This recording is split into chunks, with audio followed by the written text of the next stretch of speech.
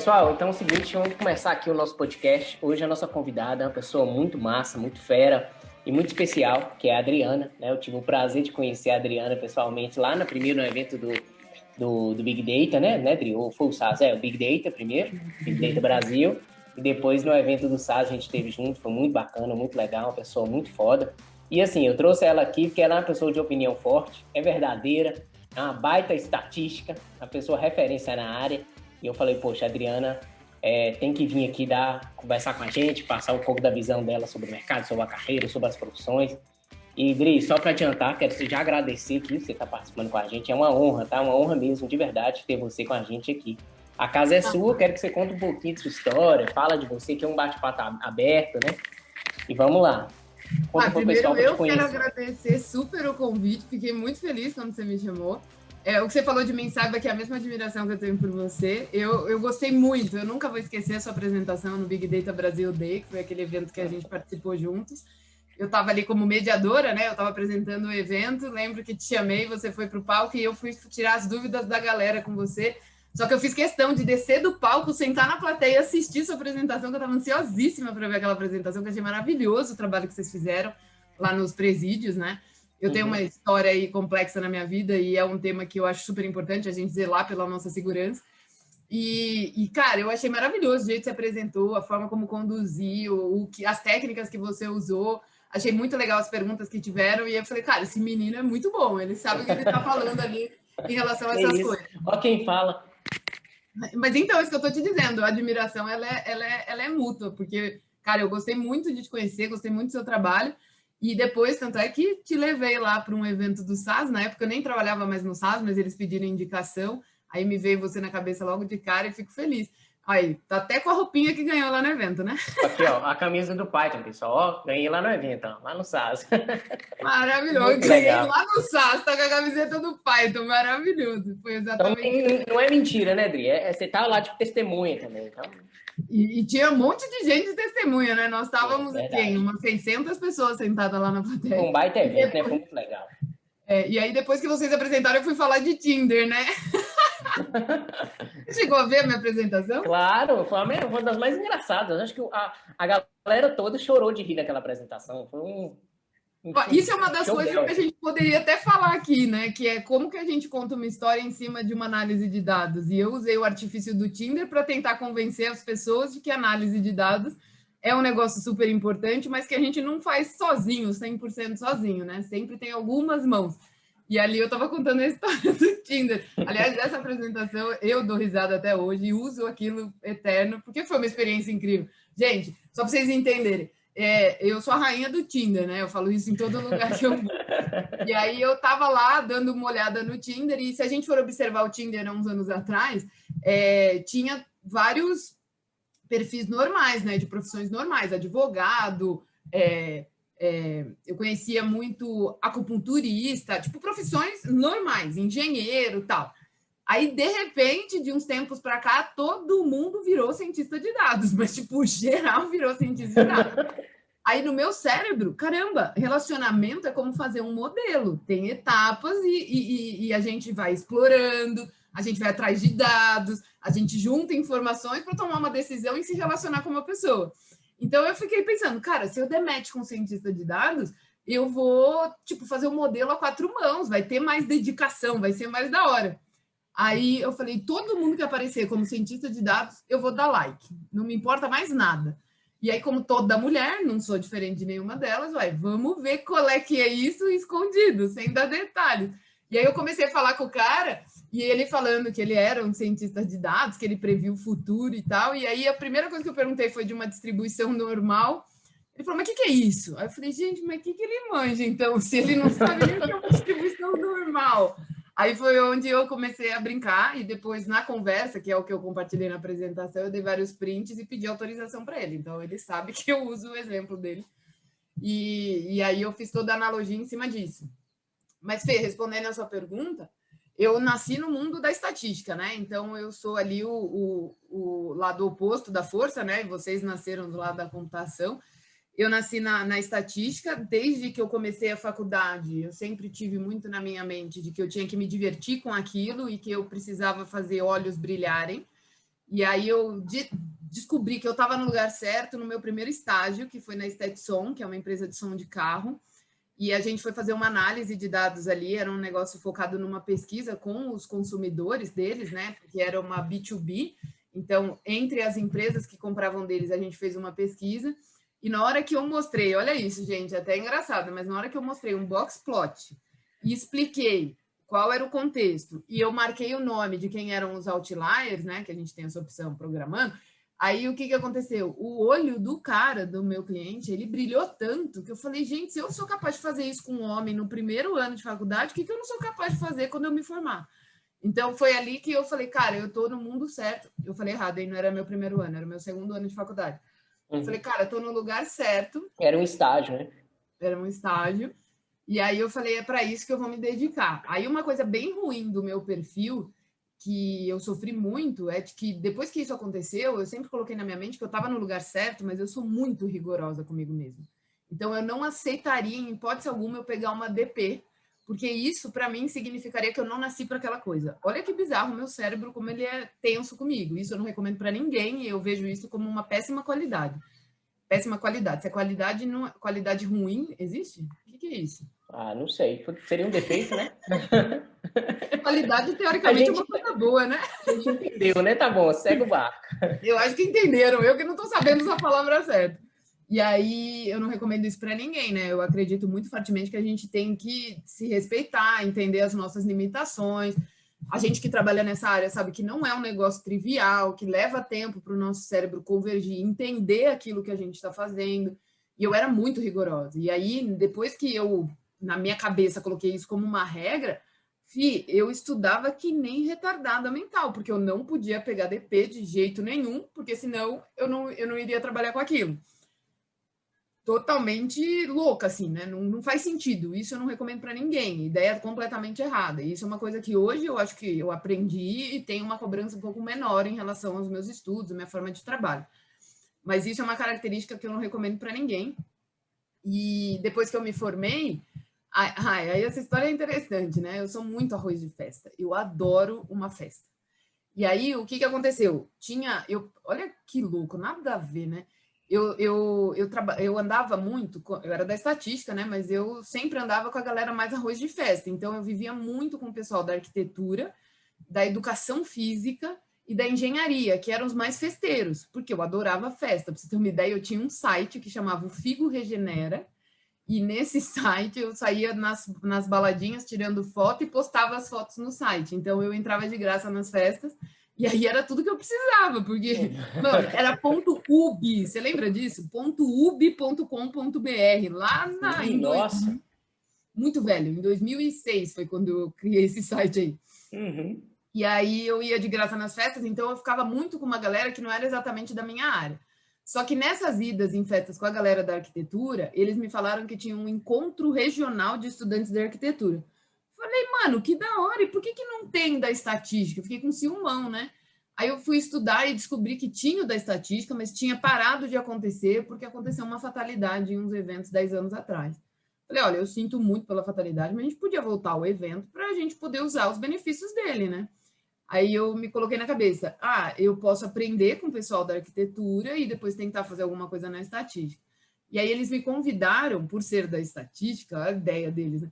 Vamos colocar a Adriana na comissão organizadora da área de finanças, porque aí ela faz conta, né? Olha o pensamento. Eu falei, filho, eu não manjo nada de finanças, mas eu ajudo no que tiver que ajudar. E entrei. E aí eu participei do evento deles, eu era a única estatista, mas ninguém sabia, então tipo, achava que eu era da arquitetura. E nesse evento eu aprendi um monte de coisa e os ciúmes aumentou. Eu falei, não, cara, a gente vai ter que fazer um da estatística. E aí, no meu último ano de faculdade, a gente resolveu organizar o ENEST, que é o Encontro Nacional de Estudantes de Estatística, porque estatística não tem como fazer regional, né? Tem 5 faculdades no Brasil. Mentira, né? Tem, tipo, 15 faculdades no Brasil, imagina, regional vai ter uma em cada região. De qualquer forma, é muito pouco. Muito pouco. Aí, o que aconteceu foi que, nesse ENEST, eu tinha que pedir ajuda para um monte de empresas. Foi daí que eu fui pedir dinheiro para o SAS, e aí que eles me conheceram, na sequência me chamaram para trabalhar lá exatamente por conta desse evento, porque foi o primeiro contato. Pedi dinheiro em vários lugares, a gente conseguiu fazer o evento acontecer, E no Enest, eu aumentei o meu leque de amigos ali da área da estatística. Então, foi onde eu conheci muita gente. Aí foi gente do Brasil inteiro, né? Tenho amigos até hoje que a gente se conheceu na época do Enest. E nesse momento foi onde eu vi que eu gostava mesmo de organização de eventos, eu gostava de uma oba-oba, né? Você vê que eu sou a rainha de fazer eventos exatamente porque eu acho muito divertido. E a gente aprende um monte, né? Então, foi ali que eu me identifiquei. Com isso, o SAS me abriu uma oportunidade. Então, eles queriam uma pessoa que pudesse ajudar em organização de eventos para o mundo nerd. E aí foi onde eu entrei no SAS na sequência. E entre o SAS e eu terminar a faculdade, eu fiz 1 ano de mestrado e terminei o meu mestrado trabalhando no SAS. Então, foi um período que para mim foi de muito aprendizado e muito turbulento, né? Porque as experiências foram sempre uma atrás da outra. Mas isso é uma característica minha também. Eu não consigo fazer só uma coisa por vez, eu tenho que fazer várias ao mesmo tempo. Então, todos meus amigos falam, cara, a Adriana é a única pessoa mais estranha aqui. Estuda chinês, está tirando carta. Eu nunca vou esquecer dessa frase do meu amigo, porque tudo no mesmo período. Estava tirando carta de motorista, estava fazendo chinês, dando aula num trabalho voluntário, dando aula na FIA à noite e trabalhando no SAS durante o dia.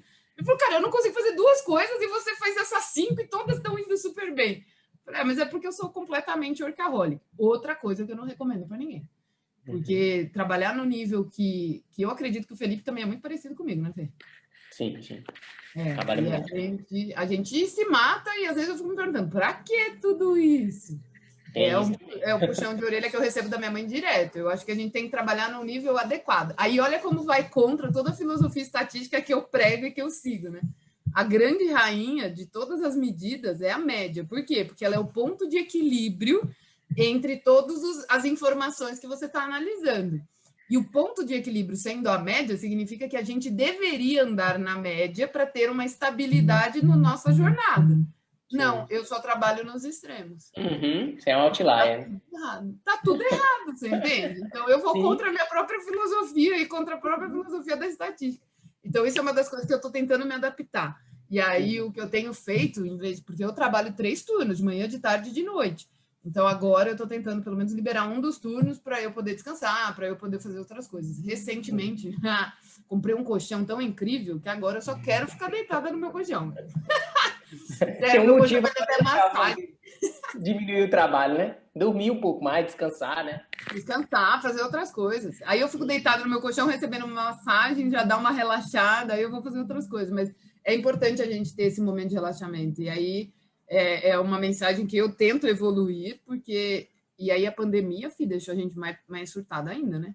Com certeza. Então, a gente já trabalhava muito, agora a galera está trabalhando muito mais. E assim, honestamente, não acho que vale a pena, porque eu tive vários surtos. Ano passado, eu entrei numa depressão bem intensa. Então, assim, eu tenho aprendido de que vale mais a pena eu cuidar da minha saúde mental, eu cuidar de mim, do que só pensar em trabalho. Então, eu estou tentando equilibrar esses pratinhos, ainda em evolução, né? Estamos em fase de aprendizado. A gente está sempre aprendendo, em qualquer área da vida, né? A gente é um eterno aprendiz, essa é a verdade. Quem não assume isso é um bobo, que não descobriu ainda, né? Que o tanto de coisa que tem para aprender, né? Então é melhor a gente assumir e se colocar nessa posição. Acho que é mais sensato.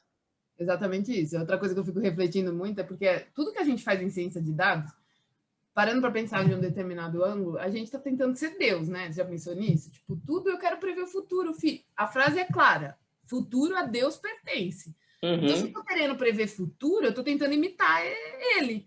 Agora, vamos combinar. Quem de nós tem a capacidade de imitar esse homem? Possível. Ninguém. Que não quer dizer que seja homem também, né? A gente não sabe. Mas quem conseguiria imitar essa força? Então, veja, a mensagem principal, eu acho que é essa que você acabou de dizer. A gente tem que assumir que a gente não é Deus e que a gente está disposto tanto a errar quanto a ir aprendendo, mas a jornada tem que ser divertida. E eu acho que essa foi uma aprendizado que eu tirei muito forte da minha época de faculdade e desses estágios tensos de excessos de trabalhos. Então, para ser divertido, não pode ser sobrecarregado. Aí vamos nos aliar à média para manter aquele negócio perto de um equilíbrio para funcionar por mais tempo, né? Então, acho que esses aprendizados recentes em relação à saúde mental têm me feito pensar de formas diferentes em alguns pontos de vista. Mas é isso que você falou, né? Constante aprendizado. Tem uma frase aí que o pessoal comenta, eu não sei de quem é, mas eu já ouvi isso em algum lugar, o pessoal fala assim, para você chegar até o final, você tem que se manter vivo. E é mais ou menos isso, né? Às vezes é extremo demais, você é muito acelerado e vai de qualquer jeito, pode ser que você não dure muito tempo. Se você volta e se mantém na média, num ritmo razoável, a probabilidade de você chegar até o final existe, né? Exatamente. Nossa, concordo É. muito. Também não sei de quem é essa frase, mas ouvindo aqui você falar é perfeita e é exatamente essa definição. E isso tem feito meu cérebro pensar em algumas coisas de uma forma diferente, exatamente por experiências recentes. Mas depois que eu entrei no SASF, aí só divertimento, porque aí eu já estava no meu mundo, estava conversando com pessoas da minha área, estava lá loucamente me divertindo. Trabalhei no SAS na área de marketing, que foi onde eu entrei por 1 ano e meio, até que surgiu uma proposta de eu ir para consultoria. E aí, uma coisa legal também, que a gente tem que ter em mente, principalmente quando a gente vai para o mercado de trabalho, que eu acredito fortemente, é a gente saber escolher o nosso chefe. Cara, se a gente... Insight interessante, né? não é só a gente ser escolhido. Isso eu falo para todos os meus alunos. Tenha em mente que você também tem que escolher o seu chefe. Tem que ser um cara que você admire, que você tenha tesão nas coisas que ele faz para você ficar empolgado, motivado. E que te ensine, né? Que tenha um tempo de dedicação para o seu amadurecimento. Um grande líder é aquele cara que vai junto com a turma, e não que manda aí e depois ele aparece só contando os louros, né? Então, nesse momento, eu não tinha essa experiência, eu não tinha essa visão de mundo, mas eu dei muita sorte, é onde eu falo que eu sou muito iluminada. Eu dei muita sorte, o meu primeiro chefe era um homem maravilhoso. Ele me ensinou muita coisa, até forma de se vestir, ele deu um jeito de me ensinar. Olha o nível desse cara. E ele era muito, muito inteligente. Então, ele me pegou para criar, literalmente. Aí, o que ele fazia comigo? A gente ia para uma reunião, terminava a reunião, ele me chamava na sala dele e falava assim, Adriana, conta para mim o que você achou da reunião. Aí eu, Juninha, né? Ah, foi legal, foi tudo bem. Ele, não, Adriana, quero detalhes. Seja adulta. Então vai. O que você achou da reunião, me dando exemplos. E aí ele me fazia pontuar a fala de todo mundo, explicando o que eu tinha achado daquele posicionamento da pessoa. Então, nesse momento, ele começou a me treinar em forma de me posicionar, de como passar a minha opinião, de como eu conseguir convencer alguma coisa para alguém do que eu estou falando faz sentido. Um outro lema que ele sempre me ensinou a vida inteira, ele sempre usou essa frase, Adriana, tudo na vida se resume a um copo meio cheio e meio vazio. Você pode olhar e valorizar o lado meio cheio, como você pode olhar e reclamar do lado meio vazio. Isso sempre vai acontecer. Então, foque no que é bom e tente mostrar a grande valiosidade da água que está ali, porque meio copo já é água. Uhum. E aí, esse negócio era uma coisa que ele me falava constantemente, e isso me fez sempre olhar as coisas pelo lado do copo meio cheio. E também outra coisa que ele fazia muito em quesito me ajudar a relacionamento com pessoas, que é uma coisa muito importante em ciência de dados. E aí eu acho que você concorda muito comigo. Fico imaginando o seu projeto do Presídios. Brother, você deve ter falado com um monte de gente para conseguir ter toda a informação que você precisava para você conseguir treinar seu algoritmo. Então, esse lado de relacionamento é uma coisa muito importante para a gente também, né? E aí ele me falava assim, Adriana, você nunca pode menosprezar ninguém. Você tem que falar bom dia, desde a moça que limpa e serve o nosso café, até o presidente, sorrindo e sendo educado para todo mundo. E é natural meu, porque eu sou muito comunicativa, mas ele me falava essas coisas, assim, tudo num quesito, estamos conversando aqui, tá de boa, mas eram mensagens que me marcavam muito, porque ele estava me cuidando, ele era meu pai, eu até brincava, é meu segundo pai. E aí, com esses aprendizados que eu tive com ele, Ivan Pezzoli, um cara maravilhoso, eu fui me moldando de um jeito diferente. Então, eu acredito que eu sou uma pessoa de sorte, porque o meu primeiro chefe fez isso. Sim, e olha com certeza. Que muito louco que ele fez comigo. Como ele era meu chefe em marketing, surgiu uma oportunidade de eu ir participar de um projeto de consultoria. Então, se coloca no lugar do meu chefe. O custo é meu, porque eu pago o salário dela. Eu vou alocar ela por 2 meses em um projeto de consultoria, que é uma outra área, então não está saindo do custo deles. Então, eu pago, a consultoria ganha, porque o rendimento não ia vir para marketing, ia ficar na consultoria. E ele falou, não, eu vou emprestar ela, porque ela precisa se desenvolver e vai ser uma experiência interessante. Nisso que ele me emprestou para consultoria, eu fui trabalhar numa empresa de cosmético e, velho, aprendi muita coisa, me ferrei muito. Eu lembro nessa época que eu pegava táxi, né, que o SAS pagava para a gente ir para o cliente, E eu ia chorando no caminho. Eu falei, o que eu tô fazendo comigo? Por que é tão estressante? Porque eu era muito júnior e eu ainda não conseguia ver as coisas tão claras como eu vejo hoje. Hoje eu não sofro, mas no começo, isso já fica até aí para a galera que está começando carreira. Não estranhem, gente, faz parte. Eu sofria demais. Do tipo, não entender uma frase que alguém falou. Aí tinha a líder técnica, né? E ela era muito inteligente, só que ela falava muito rápido. Então eu ficava, meu Deus, o que ela falou? Eu não consegui nem entender o que eu tenho que fazer. E aí ela mandava e-mail, eu lia e falava, gente, eu chorava, do tipo, eu não entendi nem a escrita, não faz sentido para mim, porque eu usava termos técnicos, aí eu estava apanhando, então eu pegava o e-mail, compartilhava com meus amigos, e falava, vocês entenderam o que está escrito aqui? Porque eu não consigo entender. E aí eu fui sofrendo, apanhando muito, mas conseguimos entregar esse projeto, e aí correu tudo tão bem que a empresa do Cosméticos quis me contratar. Aí olha o que o meu chefe fez comigo. Ele falou, Adriana, vamos sentar aqui que agora eu vou te ensinar a tomar uma decisão sobre mudanças de emprego. Olha isso, gente, que homem maravilhoso. Ele abriu um Excel comigo, e é uma coisa que eu faço até hoje, recomendo para todo mundo que convive comigo e vem me pedir esses feedbacks. O que é importante para você em relação ao trabalho? A distância. Eu morava na esquina do SAS, a outra era 1 hora de locomoção.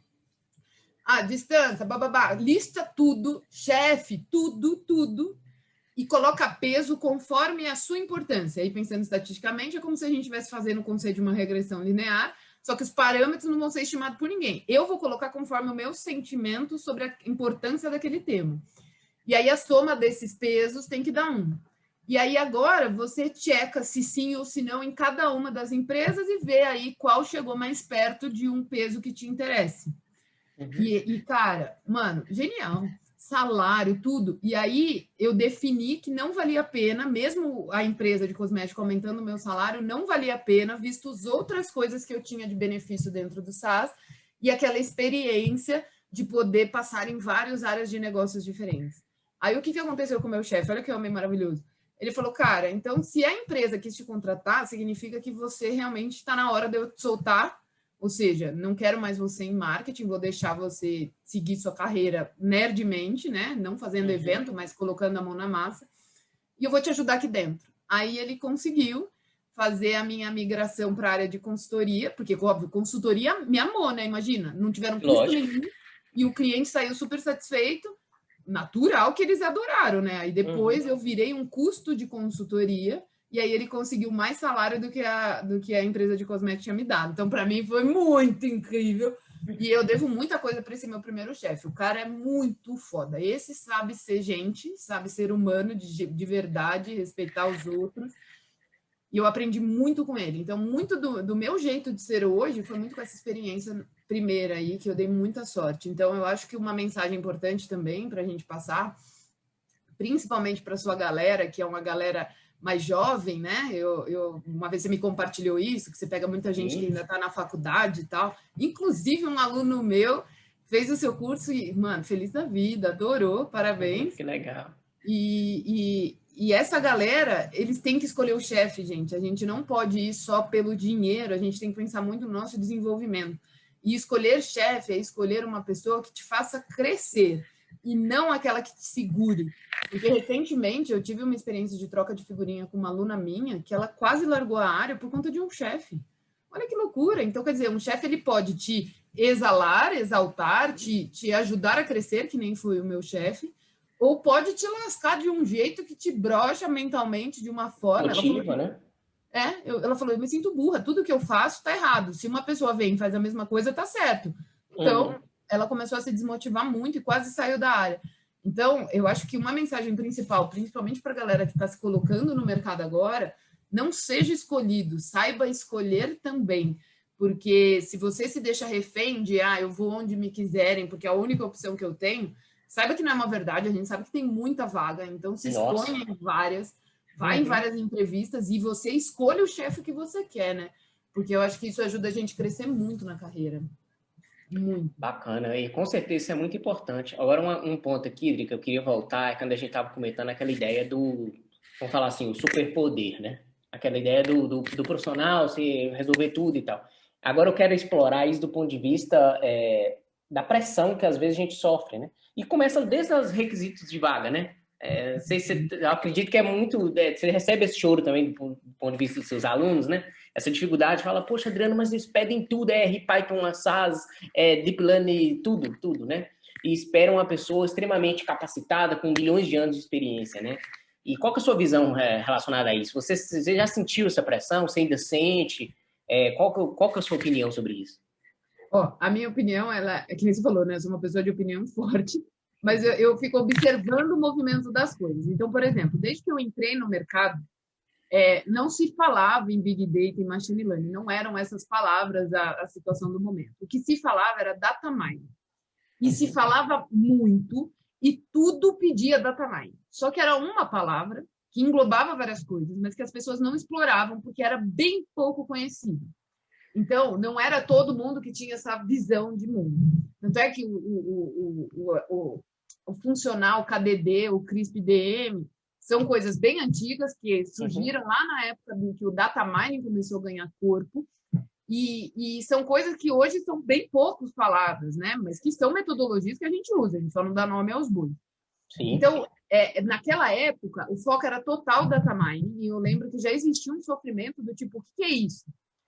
As coisas foram evoluindo, aí o computador, né, foi evoluindo e dando essas novas visões de coisas, e os termos foram mudando, se reajustando. E o que, gente, aí eu acho que é natural para tudo e para todos. Tudo que é novo, o que acontece? Eu não sei o que é, então é natural que eu quero o melhor de todos. E aí as empresas que não sabem o que é, querem o quê? Querem um super-homem. E o que elas estão aprendendo nesta jornada? Estão aprendendo que não existe um super-homem e que vai começar a melhorar aos poucos. Então, assim, quem está entrando no nosso mundo está entrando num período que eu vejo como algumas coisas boas e, como tudo na vida, tem umas coisas ruins. O que é a coisa boa? Quem entra hoje na nossa área, você está feito, porque se entrasse na época que eu entrei, não tinha nem 10avos do que tem hoje disponível na internet. Na minha época, quando eu entrei em estatística, não se falava nada de machine learning. Então, a gente não tinha noção do que era, como funcionava, nada disso. Então, quem é da minha época teve que galgar muito mais. A gente teve que, abaixar o mato literal. E vamos entender, e vamos fazer, não. Quem entra hoje, cara, com tanto de evento, com tanto de gente doando na comunidade, com tanta gente compartilhando, não aprende quem não quer. Então, hoje, quem entrou agora está num momento muito mais suave. Dá para navegar com menos pressão do que quem estava desbravando o mato há um tempo atrás, que foi a nossa época. Só que essa galera que já chegou com o mato um pouco mais aparado agora, ela ainda está com o mato muito alto em quesito mercado, gente. O mercado ainda não está preparado para isso. Eles ainda estão aprendendo. Então, vai sofrer com isso.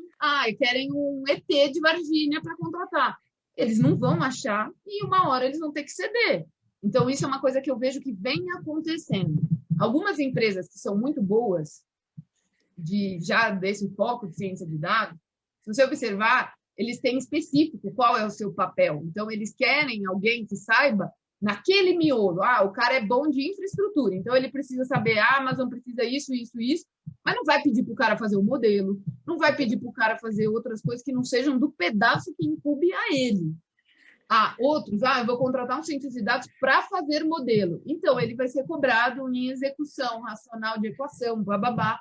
E ele vai ter que ter uma visão do passo anterior, que seria o lugar que ele vai trabalhar, então se relacionar com a galera de infra e se relacionar com a galera que talvez vai colocar em produção.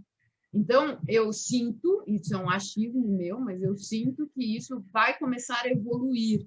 E é um momento que a gente está passando. Então, se na nossa época o mato era alto para a técnica e o mato era alto para o mercado, agora, quem entra, o mato é alto só para o mercado, ainda para a técnica já facilitou sua vida. E daqui uns anos, o mato já vai estar mais tranquilo para tudo. Então, assim, o que eu vejo é que é uma evolução. E a gente entrou num momento, por exemplo, a nossa idade, a gente vai ver todas as mudanças. Porque a gente entrou num negócio com mato alto nos dois, e quando a gente tiver velho, as coisas já vão estar muito mais azeitadas.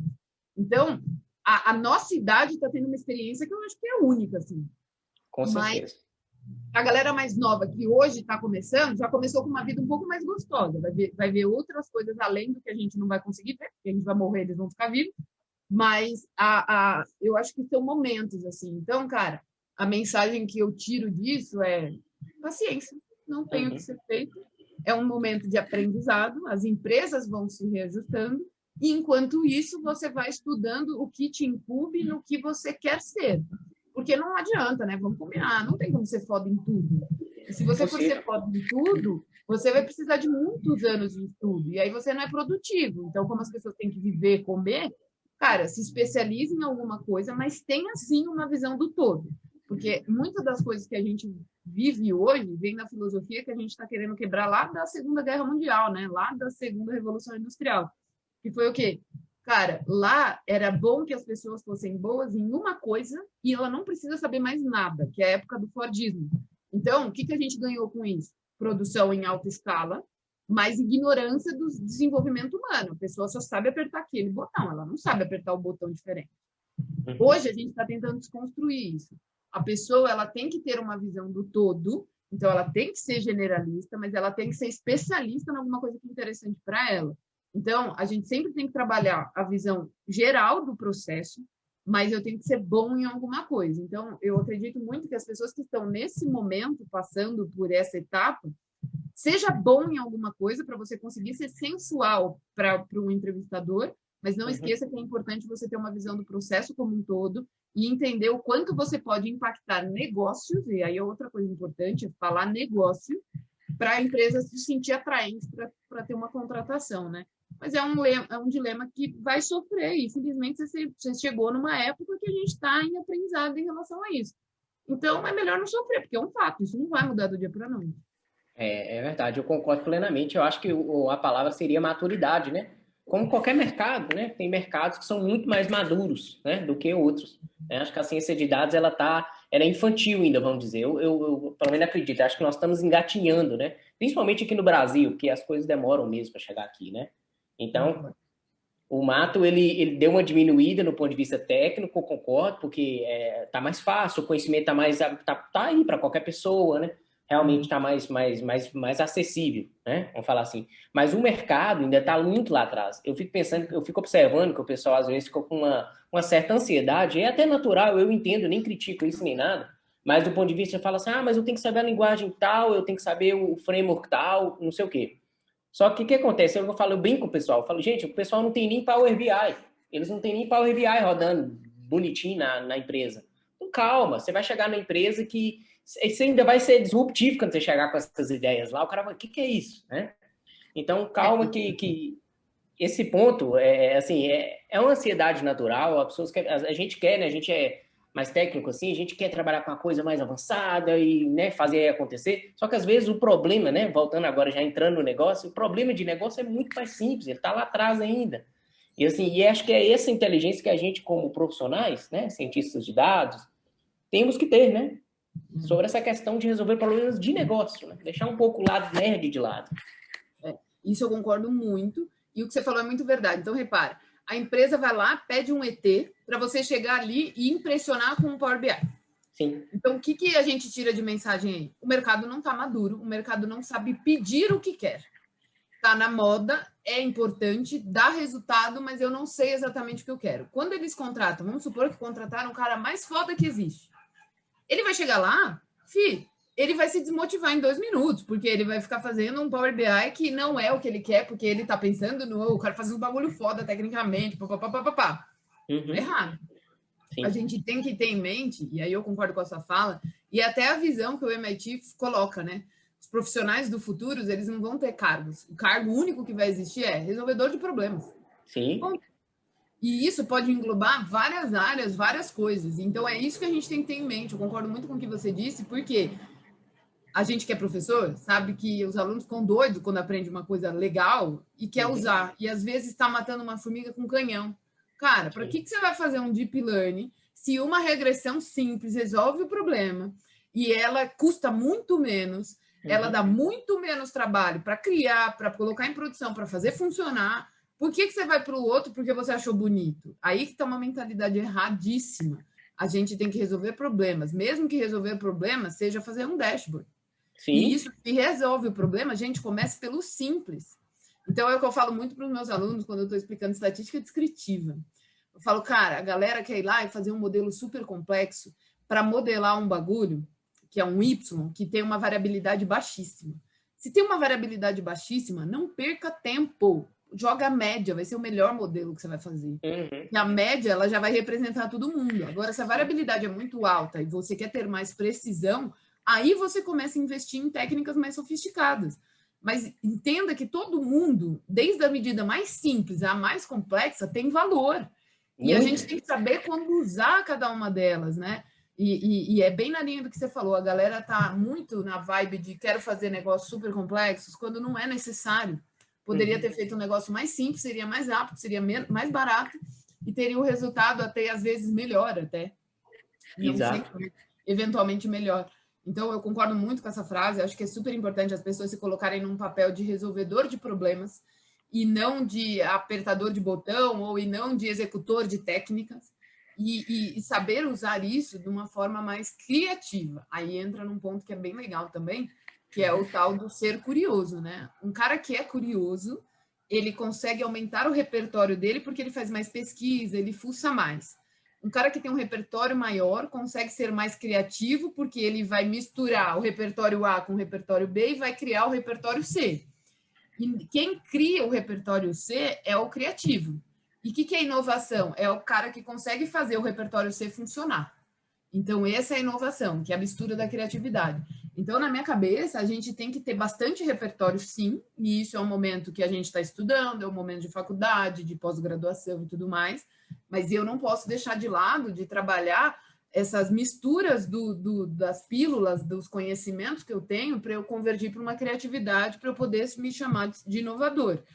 Então, isso daí a gente tem que trabalhar muito no nosso cérebro, que é um soft skill, que as pessoas esquecem, porque estão lá nerdmente só pensando no techniquez. Cientista de dados, e não só a nossa profissão, todas, deveria trabalhar muito esse lado de criatividade. Porque se é para resolver problema, a gente só resolve problema se a gente for inovador. E inovação vem da criatividade, que é a convergência de duas coisas já conhecidas numa terceira. Então, a gente tem que trabalhar isso também. Muito legal. Inclusive, eu concordo plenamente. Inclusive, é uma das... No meu ponto de vista, quando a gente está trabalhando, pensando agora mais, né, na parte de ciência de dados, principalmente naquela parte ali de modelagem, de pré-processamento de dados e tal, essa parte da criatividade, ela é muito importante, que ali pode nascer uma feature que muda tudo, né? Ali nasce um atributo que muda tudo, que muda o resultado, que muda o modelo que vai ser usado, enfim, muda tudo por uma simples, né, criatividade. Eu lembro, né, cara, pegando um gancho aqui, eu lembro da sua apresentação, que você comentou do rapaz que teve uma criatividade em cima da base de dados de zodíaco, né, se não me engano, de signo. Exatamente. Né, trabalhou com você, e você falou, pô, genial aquele negócio. Você pegou aquela ideia dele e colocou no seu modelo, né? Deu um resultado legal, não foi? Conta um pouco disso. A gente trabalhava junto, na verdade, quem colocou no modelo foi ele, e é sim uma verdade, deu até significância. Eu lembro que ele até falou isso na apresentação, eu dei muita risada, porque era relacionado ao tema, porque lá era uma revista de horóscopo, uns bagulho muito louco assim, então fazia sentido aquilo para as pessoas. Óbvio que em algumas circunstâncias, de crédito, análise de crédito, talvez, vão dizer que eu estou ficando maluca, mas eventualmente a gente pode até descobrir alguma coisa.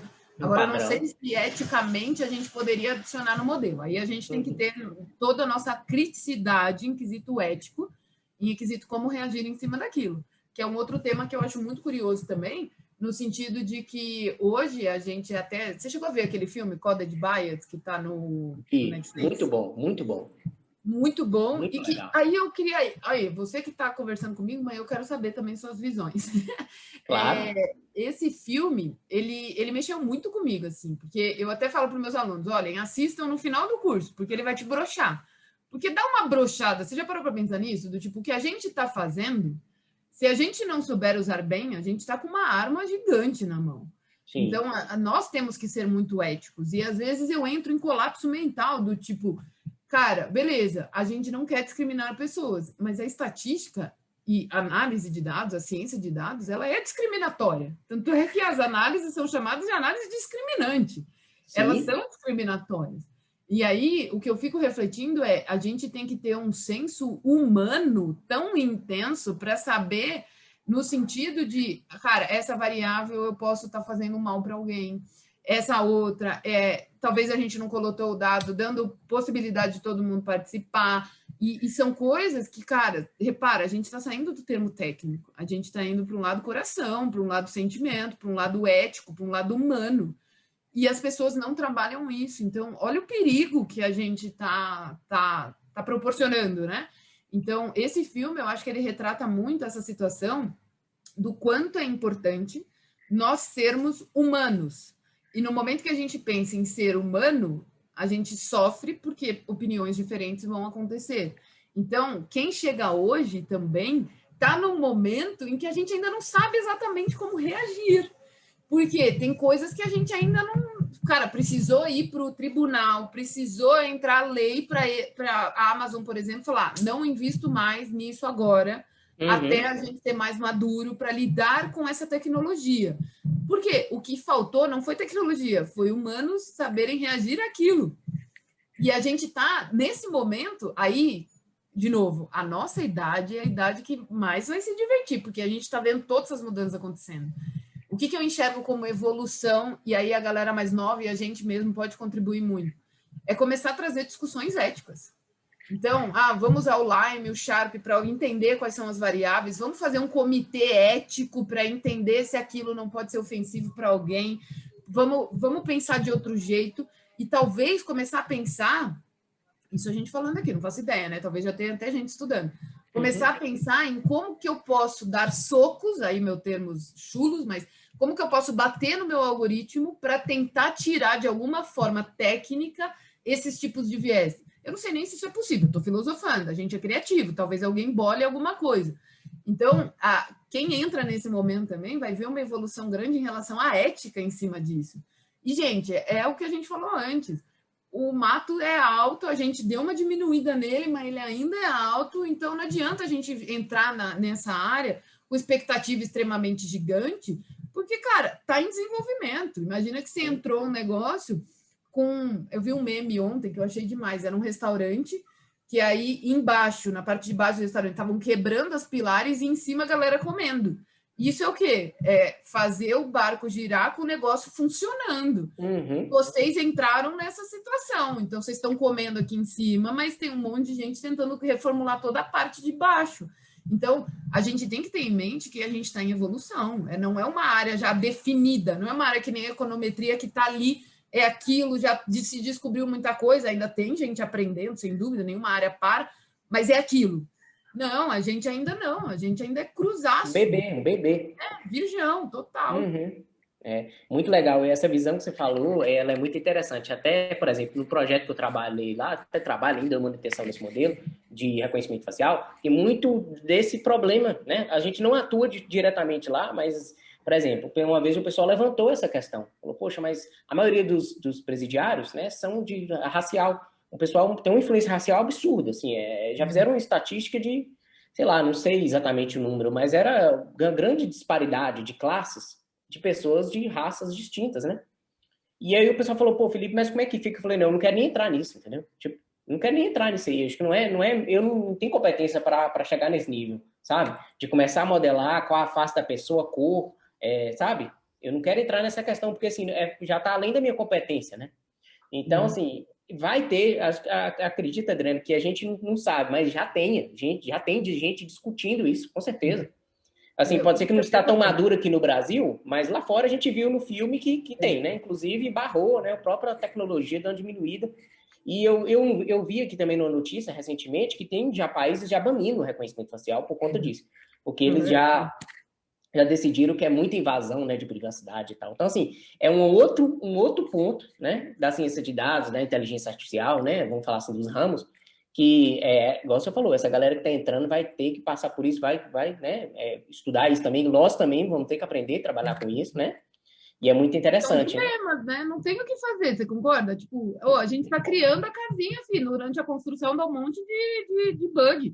Vamos resolvendo, e é isso que a gente está aprendendo com a gente mesmo. Então, assim, eu me pergunto muito como que vai ser a nossa área daqui, sei lá, 20 anos. Nossa, cara, impossível saber, né? De maturação imenso, e é o que você falou. Eu, honestamente, não tenho certeza de como vai ser. Eu posso ter meus achismos, mas não faço ideia. E eu acho que as coisas vão se tornar muito mais humanitárias e as interações entre áreas vão ser muito mais obrigatórias. Então, por exemplo, hoje é muito raro você ver um psicólogo trabalhando em ciência de dados. Cara, daqui 5 anos vai ser obrigatório ter um psicólogo junto. E é esse ponto que eu queria tocar agora, porque assim, eu observei, sabe? A gente fez o evento, né? Semana de Data Science, se eu não me engano, foi 1 mês e meio, 2 anos, não lembro exatamente. Mas eu penso, né, no primeiro vídeo, falo, galera, fala lá sua formação, fala de onde é que você veio, sua motivação para entrar na área de ciência de dados, me fala lá. A gente recebeu, sei lá, 300, 400, até mais mensagens. E eu fiquei impressionado, o tanto de formação diversa. A gente tinha lá de pessoal que era formado em agricultura até o cara que trabalhava na plataforma da Petrobras, entendeu? O cara estava lá para aprender ciência de dados porque ele queria virar cientista. E alguns queriam virar cientista, muitos queriam aplicar no trabalho atual, né? Ter mais entendimento dos dados, aplicar. E assim, eu queria ver sua opinião sobre isso. Assim, eu estou um pouco impressionado com a migração das pessoas para a área de ciência de dados. A gente sabe que é uma área fascinante, né? É normal as pessoas ficarem empolgadas para entrar. É fascinante, mas eu confesso que quando a gente começou minerando lá em 2016, eu pensava, não, só a galera nerdona que vai querer mexer com isso aqui e tal. Esse trem sei lá, é mais uma galera, né, nerdona. O que você acha disso, Dri? Como é que você vê esse movimento? Ah, cara, eu vejo de uma forma muito, na minha cabeça, natural, né? Que uma coisa que tem que ter em mente, né? São personas que existem. Então, são perfis, são papéis. E vai ter o nerd absurdo e vai ter aquele cara que são os nossos alunos só para ele entender, para ele poder se organizar no sentido de pedir. Ah, eu não vou ser o executor, mas eu queria saber o que é para eu poder pedir para quem vai executar. Então, assim, vai dar um boom, já está dando, né? Já percebe isso nitidamente de todas as áreas. O que para mim é muito da hora, muito. Por quê? É um baby, que nem a gente falou agora, então a nossa área é bebê. E ela pode ser usada em absolutamente todos os problemas de negócio distintos. Se essa galera toda começa a ter uma educação básica sobre dados, esses caras vão conseguir pensar criativamente, porque eles já têm muito mais pílulas de negócio do que a gente nerd, e eles vão poder gerar ideias que vão demandar muito mais da gente nerd. E são papéis. Então, esses caras, eles vão ser super importantes para a nossa evolução. E é o que está acontecendo. Então, por exemplo, outro dia eu conheci um cara que é formado em agronomia, que você falou, me lembrei dele, que ele não manja de como fazer, mas ele sabe exatamente o que entrega e ele demanda isso, porque ele consegue ser criativo, porque imagina, as pílulas que ele tem no cérebro dele são do negócio agricultura, coisa que eu, nerd, que sei como a técnica funciona, não faço ideia do processo da agricultura. Então, a junção desses dois vai ser muito importante, vai dar um outro boom em quesito de qualidade e quantidade de aplicações. Agora, a gente tem que ter em mente que são personas. Então, vai ter um cara que vai ser aquele cara fodíssimo. São muitas personas, né? Porque é um ecossistema gigante. Tem aquele cara fodíssimo, nerdmente, que é o técnico, que ele vai desenvolver técnicas diferentes. Esse cara, velho, ele vai estar numa academia, ele vai estar desenvolvendo coisas, ele pode estar até no mundo corporativo. E outra coisa que eu vejo é o mundo acadêmico e corporativo se entrelaçando muito mais fortemente. Cada vez mais. Ele pode estar em qualquer lugar, mas vai ser um perfil muito mais nerd, no sentido de provar teoricamente que aquela filosofia do que ele está pensando funciona e é real. Aí ele desenvolve métodos, publica na comunidade. Aí a galera executora vai estudar isso, que nem doido, para não sair só apertando o botão, vai estudar como funciona, vai entender a essência, vai começar a usar no mercado de trabalho e vai começar a aplicar em problemas da vida real que outras pessoas que sabem a lógica de como funciona a área de dados podem começar a demandar. E a gente, nerd, tem a obrigação de aprender técnicas novas para melhorar e oferecer mais qualidade. E aí tem outras pessoas que são aqueles responsáveis em fazer um ambiente funcionar, administração, plataforma, infraestrutura, que tem que acompanhar a tecnologia nesses meios também. Aí a gente tem aquelas pessoas que têm que ser muito boas em comunicação, em saber vender um peixe, em falar de ROI, em mostrar o retorno que aquilo está trazendo. A gente tem outras pessoas que são muito mais focadas em discutir negócio, em falar a linguagem do meu cliente, em focar em trazer valor para aquilo. E tudo, cara, são pessoas e papéis diferentes, sendo que cada um vai ter um skill diferente. Sim. E eu enxergo muito a nossa área como se fosse um computador. Cara, quando o computador nasceu, era só gente muito nerd que mexia. Só quem sabia. E uma das coisas que, para mexer no computador, eles ensinavam como funcionava por dentro. Só que isso virou uma aplicação, que é o momento que a gente está passando dentro de IA. Os produtos estão virando aplicações que as pessoas consomem. E aí, tipo, a gente hoje com o computador. Talvez a gente não saiba montar o computador. Talvez você saiba, eu não sei. Talvez a gente não saiba montar o computador, mas eu sei usar o computador. Então, quer dizer, talvez eu não saiba fazer o algoritmo, mas eu sei usar o algoritmo. Então, são pessoas diferentes com recursos diferentes. Agora, vamos supor que deu pane e em todos os computadores, cara, o que vai acontecer? Vai faltar gente que saiba montar o computador. Sim. E é o momento que, infelizmente, a gente está passando hoje, porque a gente não tem mão de obra suficiente para criar aplicações para a galera usar. Então, nesse momento, o mercado está muito alto para os criadores, que somos nós, nerds. Só que, qual é o dilema que a gente passa aqui no Brasil? A galera tem medo de matemática. Sim. Como é que vai trabalhar com isso? Só programar por si só também não vai trazer tantas vantagens, porque programar, um outro nerd programa o que você faria. Então, precisa-se ter muito cérebro. E nesse momento, a gente precisa trabalhar racionais lógicos nos nossos alunos e nas pessoas mais novas e tal. Então, quem está ouvindo a gente, se tiver filho, brother, começa a trabalhar lógica, não precisa ser lógica de programação, não precisa ser nada disso, mas começa a trabalhar esse pensamento analítico, uma lógica no cérebro do seu filho, para ele ter um espaço maior na hora que ele entrar no mercado. Porque isso vai ser uma exigência. Eu enxergo como se fossem nas revoluções, né? Primeira revolução industrial, inventou-se a máquina a vapor. Nesse momento, subiu-se a régua e quem soubesse operar uma máquina a vapor, quem soubesse criar máquinas a vapor, teria mais espaço. Subiu a régua. Aí a gente foi para máquinas que vinham da energia através do petróleo. Quem se vincular com essas coisas vai ter mais espaço. A gente está na quarta revolução industrial, que está falando do quê? Cara, se você souber conviver com dados, você vai se dar melhor. A nossa régua está lá em cima, porque conviver com dados exige um conhecimento cerebral muito maior. E aí entra num outro ponto que me deixa muito chateada, que é o quê? Cara, educação no Brasil não é algo que é investido. E, infelizmente, quem estuda? Quem tem dinheiro. E aí entra na discussão ética que a gente falou anteriormente, que é uma coisa que me chateia demais. Quem que vai conseguir fazer essas coisas? Os riquinhos que têm a oportunidade de estudar, que têm espaço para isso. Eu sou uma delas, você é um deles, todos nós, no sentido de que eles têm tempo, a gente tem tempo para se dedicar nerdmente a aprender. E baixa renda? Vai conseguir fazer isso? Impossível, né? E esse é o ponto. A nossa régua está subindo tanto que a gente está começando a chegar no momento que agora é política, né? Como que a gente vai fazer para trazer as pessoas que não têm recursos para eles subirem minimamente de nível, para a gente poder dar oportunidade? E isso é o que me motiva muito nos trabalhos voluntários que eu faço.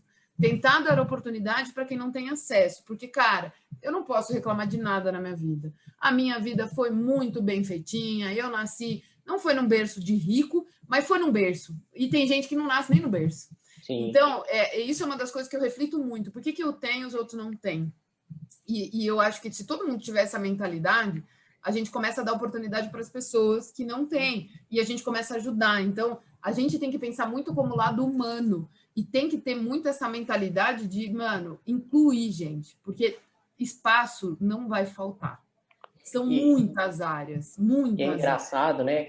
Desculpa te interromper, Adri, mas é essa mesma pegada, só queria reforçar um ponto. Que, assim, a questão é o seguinte, o pessoal, eu estava em uns estudos falando, né, sobre essa questão da deficiência que a gente tem de profissionais, né? Aí eu vou falar assim, profissionais de TI, mas não é profissionais de TI, é como TI como um todo, né? Mas vamos falar profissionais de tecnologia, que é o cientista, é o programador, é o estatístico, é o matemático, é a galera, mas vamos dizer assim, mais das exatas, né? Puxa um pouco mais, que às vezes não veio das exatas, mas trabalha com exatas, né? Com tecnologia em geral. E aí tem um paradoxo, né? Eu falo assim, poxa, mas se a gente tiver um déficit cada vez maior, é bom, porque ele vai continuar tendo emprego, vamos dizer assim, para a gente, né? Só que não necessariamente, porque se a gente também não forma, não tem investimento em tecnologia, não tem avanço, logo, entendeu? A gente entra em um colapso. Já está se falando no colapso, né, dos profissionais da área. Já existe o colapso, né? Já não está sendo difundido, mas já existe. Já é notável a quantidade, a demanda por vagas é muito maior do que a gente consegue formar, as instituições conseguem formar, né? Então, isso é um desafio gigante para o nosso país, né? Como formar pessoas para trabalhar com tecnologia, né? E aí são coisas que, meu, quem tem conhecimento tem que compartilhar. E aí entra esse lado nosso humanitário. E o que é interessante, uma vez que você aprendeu algo, se você compartilha com alguém, você, com o papel de professor, que é outra coisa, que é uma outra preocupação que eu tenho fortemente, que vai acabar professor, né? Sim. Ninguém quer dar aula. Então, quer dizer, ninguém vai aprender mais nada também, né? Porque se não tem professor, lascou o planeta. Esse é um outro ponto super quente também, mas se a pessoa ensina outra, no momento que ela está ensinando, ela está aprendendo 7 vezes mais. Sim. 7 vezes mais. Então, eu fomento muito isso nas minhas turmas, nos meus alunos, do que, cara, discutam entre vocês e se um não entendeu, ensine. Porque na hora que você for ensinar, você vai ver que você tem alguns gaps que você vai ter que estudar e ele vai aprender o que ele tinha o gap porque você sabia. Mas isso é importante, essa troca. Então, é uma das coisas que eu acredito muito, que todo cientista de dados, ele não tem que ser individualizado. E aí é onde entra esse lance de comunidade. A gente tem que trabalhar muito junto, a gente tem que se ajudar muito. Então, comunidades que eu admiro demais, tipo Ladies e Ladies. Cara, vamos combinar, mulheres são muito menos volume.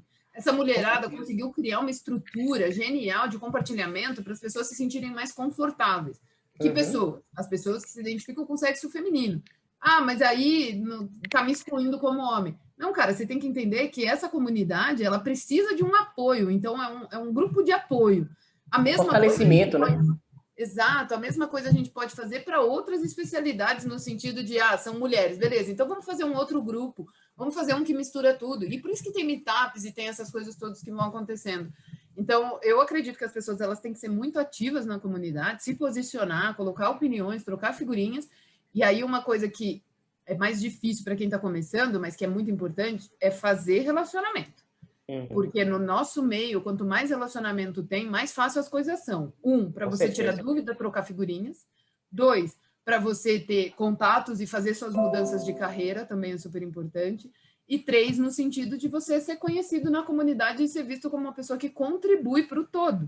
Isso é muito importante. A gente tem que ter muito essa mentalidade. Tem espaço para todo mundo. Eu lembro de uma vez, quando a gente estava lá no evento do SAS, que você falou isso. Você falou assim para mim: Dri, eu não me preocupo com concorrência, porque o mar é tão imenso que todo mundo se jogar no mar, a gente ainda não encheu ele. Então, é exatamente o que a gente falou agora.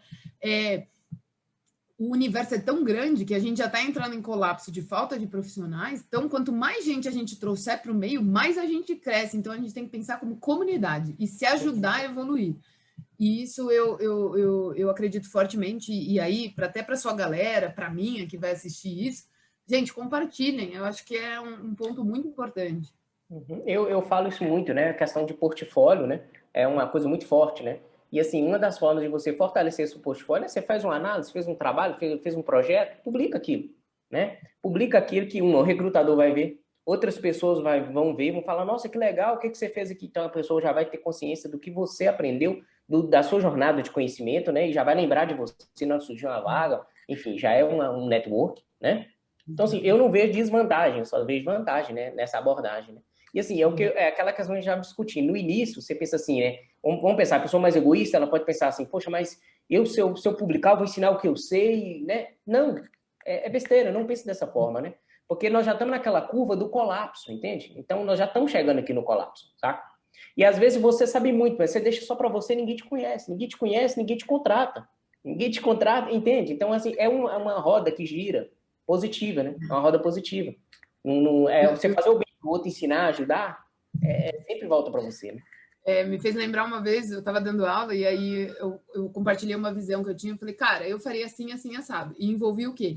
Desenvolve, cria um documento bom para outras pessoas poderem entender o que está ali e compartilha para você fazer essa coisa girar, no sentido de, entreguei o meu trabalho, agora eu vou pensar em outra coisa. E aí um aluno falou assim, mas se eu fizer isso, eu perco meu emprego. Eu falei, tá com a mentalidade errada. Você não perde seu emprego. Você vai passar por um desafio mais evoluído para trabalhar ainda mais o seu cérebro. Quem compartilha, quem expõe, quem faz a roda girar e faz todo mundo crescer junto, só ganha. Eventos raros, aqueles que se ferram. Acontece? Deve acontecer, sem dúvida. Mas eventos raríssimos, e a gente trabalha com probabilidades. Então, brother, vamos onde está funcionando. Que é o quê? Cara, compartilha, passa isso e vai para um desafio mais forte. Não tem que ter essa mentalidade de, eu não vou compartilhar, porque senão eu vou perder meu emprego. Cara, uma coisa que a gente tem que ter em mente, eu acho muito forte isso em ciência de dados, e eu lembro lá o meu primeiro chefe falando, ninguém é insubstituível. Ninguém. Então, se você pede demissão de uma empresa, pode ter certeza que a empresa vai continuar operando do mesmo jeito. Amanhã é outro dia, né? Exatamente, é outro dia. Então, se a gente tiver isso em mente, de que, cara, eu não sou única, existem vários outros que podem fazer exatamente a mesma coisa que eu. O que significa isso? Vamos melhorar todo mundo, então, vai. Me incluo nisso e vamos junto. Então, essa mentalidade é realmente muito importante. É muito, muito importante mesmo. Fica uma dica muito, muito valiosa para quem está iniciando, né? Para quem almeja, né, entrar na profissão. E eu acho legal também que assim, a área de ciência de dados é uma área muito, vamos dizer assim, democrática, né? A gente tem demandas para tudo. Se a gente pensar em um projeto de ciência de dados como um todo, como você mesmo diz, né, tem vários papéis ali, né? E assim, aí muita gente entra em contato com a gente e pergunta assim, poxa, Felipe, eu sou da área de, por exemplo, entrou uma galera, sei lá, tinha uma pessoa que entrou que era da área de pedagogia, ela falou, eu não sei nada, eu não sei programar, eu não sei estatística, eu não sei nada. Falou, não tem problema, né? Quando você entrou na sua profissão, pedagogia, entrou na faculdade, você também não sabia, né? E, por exemplo, você tem a formação estatística, né, Dri? Você também tem suas dificuldades e seus desafios na área de computação. Da mesma forma que eu tenho minhas dificuldades e desafios na área de estatística, né? Não tem como eu saber todas as disciplinas que permeiam a ciência de dados bem, né? Eu me coloco sempre na posição de aprendiz. Isso é importante. A gente tem que saber lidar com isso, né? De saber que você está sempre aprendendo, né? Exato. E além de aprendendo, que a gente não trabalha sozinho, né? Que a gente vai precisar de outros seres ali para complementar o nosso conhecimento. Isso é um ponto muito importante. Não existe Deus. Não existe. Não existe. E não vai existir nunca. Porque se existir, a gente está com um problema, né? Aí a gente vai ter que virar discípulo. Mas, honestamente, eu acho que não vai existir. E nesse momento que não vai existir, o que a gente entende é que nós somos uma comunidade. Então, em conjunto, a gente consegue fazer a diferença. Olha as brisas que eu tenho, Fê. Eu sou daquelas que acordo cedo de domingo e fico vendo o Globo Rural. Adoro o Globo Rural. Bom demais.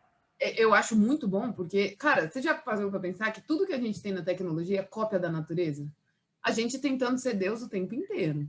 Então, um algoritmo, a essência veio do nosso cérebro. Quem criou isso? Deus. A blockchain veio da filosofia das árvores, brother. Eu não sabia disso, mano. Aí, também não sabia, não. Rural, legal. Eu fiquei apaixonada. Veio da natureza. Aí, o que o Globo Rural estava abordando? Que a internet, a filosofia da internet veio desses estudos de árvores que falam o quê? Que as árvores, elas são todas conectadas entre si. E conectadas pelo quê? Pelos meios, né? Que são as raízes e tem os cogumelozinhos, que a gente, quando vai numa floresta, a gente vê lá uns cogumelozinhos, umas coisas. Esses bichinhos menorzinhos que estão colados na árvore são os que fazem o ecossistema funcionar. Porque eles distribuem todos os nutrientes que a árvore mãe... Imagina, olha isso. Olha a estrutura que Deus criou, brother. Vai falar... Tudo que a gente faz em tecnologia é cópia de Deus, que é a perfeição. Então, se a gente observar uma floresta de cima, a gente vai ver que tem árvores mais altas que tampam as árvores mais baixas. Como é que as mais baixas sobrevivem se elas precisam de luz? Aí, Deus pensou em tudo. Essa árvore mãe, ela pega os nutrientes e ela compartilha para as árvores filhas através desses bichinhos, que não é bicho, né? Cogumelo, umas plantinhas menores, do musgo, um monte de coisas que eu nem imaginava, mas que tem uma importância gigantesca para a natureza para fazer o ecossistema funcionar. Vamos pensar no nosso mundo. Cara, as árvores somos nós. Nós temos que nos conectar com os outros. Se a gente não compartilha o nosso conhecimento para entrar como nutriente para o outro cuspir o nutriente dele para a gente não faz o ecossistema funcionar. E esses meios são o quê? As nossas soft skills. Como que a gente vai fazer para o meu conhecimento chegar no outro? Aí é o musgo na natureza. Cara, comunicação, didática, mostrar, falar negócio, falar contexto.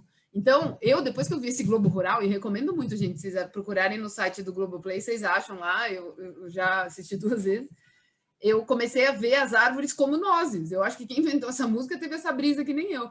As árvores somos nozes, e a gente tem que se conectar. E aí, eu comecei a pensar no lado mais humano da coisa, e é muito verdade. Você já chegou em algum lugar que tinha uma pessoa muito mal-humorada e o seu humor mudou? Ah, lógico, na hora. Ela passou o dela para você de uma forma que a gente não consegue, cientificamente, a gente ainda não sabe o que significa. Mas existe um link entre as coisas naturalmente. Então, imagina, se a gente compartilha, se a gente faz essas coisas se aflorarem, a gente faz o nosso ecossistema ser muito melhor. E quanto mais a gente entende da natureza, mais a gente consegue ser criativo nas nossas tecnologias. Então, eu fiquei apaixonadíssima. Olha as brisas que eu tenho. Eu fico louca com a coisa de natureza, porque é tudo cópia. Se a gente parar para pensar, é tudo que a gente cria humanamente é cópia do que veio de Deus, que é a natureza. Então, esse contato com a natureza também é interessante para a gente poder ser criativo. Aí, de novo, aquele soft skill que a gente falou. Criatividade é um negócio muito importante. Muito massa, muito bom. Concordo plenamente. Né? Viajei total aqui agora. Nada, mas faz sentido demais. Faz muito sentido mesmo, né? A analogia é perfeita. É genial. As árvores somos nós mesmos. Com certeza. Convencida disso. Dri, muito bom, viu? Muito bom mesmo. Só te agradecer, já estamos chegando no final aqui. Tem o quê? Mais de 1 hora que a gente está conversando aqui. Saiu muita coisa legal. Passar. Não, rapidão. Muita coisa legal. Acho que vai agregar muito valor para quem está, né, assistindo, para quem está iniciando a área, para quem já é experiente, para quem está no dia a dia, na luta aí diária, né? Com certeza foi um conhecimento muito bom. Obrigado, viu? Fê, eu que agradeço o super convite. Achei maravilhoso. Estou super feliz de estar aqui com vocês. Fico à disposição para o que vocês precisarem e convidar a sua galera também para conhecer o nosso mundinho aqui da visão dos estatísticos. Que dia que isso vai para o ar, Fê? Não sei exatamente, não. A gente coloca num processo aqui, mas eu te aviso, eu te mando. Tá. Dri, fala também para o pessoal aí como que as pessoas te acham. Eu sei que você tem vários cursos na área de estatística, na área de data science, machine learning, enfim, vários cursos legais. Fala dos seus perfis para a galera te conhecer, porque vale a pena. Pessoal, então, eu trabalho na empresa que chama ASN.Rocks, que é esse logo aqui assim. Vocês têm o site que vocês podem acessar, onde tem todos os nossos cursos, que é o www.asn.rocks. Lá a gente tem treinamentos desde aqueles mais básicos, que são menos horas, desde entendendo estatística divertidamente, porque o CERN não tem por onde fugir, tem que entender as medidas, tem que entender como essas coisas funcionam, até cursos que são um pouco maiores, tipo 80 horas, onde a gente vai seguir a filosofia, vai criar algoritmo e vai aprender a mexer naquilo ali. E também cursos de longa duração, que acontecem uma vez por ano, a gente fecha turmas. Começou recentemente a desse ano, então a próxima turma só ano que vem, mas é um curso realmente para quem quer se tornar um cientista de dados com visão de negócios. É um curso de 460 horas, então realmente é um curso bem intenso, 1 ano e meio de curso. E quem quiser me seguir no LinkedIn, que é onde a gente divulga as participações, que nem esse nosso bate-papo, eu vou postar lá no LinkedIn também. Aí o meu LinkedIn é Adriana Silva. E quiser seguir o LinkedIn e o Instagram da ASN Rocks, tudo procurar como asn.rocks, que vai encontrar a gente.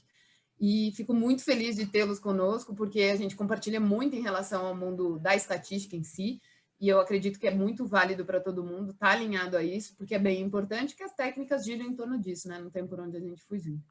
Sim, muito imprescindível. De novo, muito obrigada por essa oportunidade. É isso, eu que agradeço. É uma honra ter você aqui com a gente, né? Eu acho que nós vamos levar o YouTube para outro nível agora, o canal do Minerando vai para outro nível. Ô, Fê, o dia que você quiser falar nerdmente, da gente abrir e discutir sobre técnicas, eu também fico à disposição. Aí, se quiser que eu explique alguma coisa teórica, alguma coisa assim, pensando nos seus alunos, pode me chamar, que eu super topo e compartilho. Não, que massa. Não, tô agarrado. Eu já vou pensar numa data aqui, então, ué. Vamos? Ai, adoro esse sotaque dele, gente. Tô agarrado, então vamos, eu também tô agarrada. Muito bom. Vamos pensar numa data, se você quiser, reúne seus alunos e a gente faz Eu quero. Eu vou te mandar lá, a gente conversa aqui no WhatsApp, e aí eu vou marcar uma data com a galera, eles vão curtir demais. A turma, nossa, a galera são fã. Então é isso, Fê. Muitíssimo obrigada. Manda um beijo pro Rô. E muito obrigada de novo pelo convite. Pessoal, siga a gente lá no Instagram, no YouTube. Eu vou colocar os links aqui também.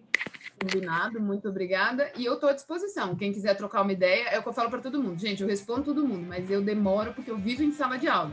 Então, manda mensagem pelo LinkedIn, é o canal que eu mais respondo, mais fácil para mim. Se precisarem de qualquer coisa, eu estou à disposição e a gente vai se falando. Massa demais. Obrigado, Rodrigo. Obrigada eu.